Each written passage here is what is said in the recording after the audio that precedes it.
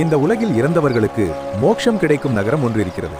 அதுதான் காசி விஸ்வநாத் டெம்பிள் உள்ள காசி நகரம்.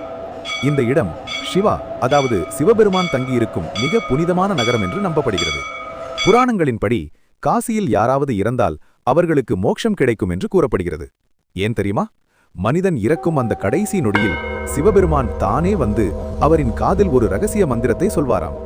அந்த மந்திரம்தான் தாரக மந்திரம். அந்த மந்திரத்தை கேட்டவுடன் அந்த ஆன்மா பிறவி சுழற்சியில் இருந்து விடுபட்டு மோட்சத்தை அடையும் என்று நம்பப்படுகிறது.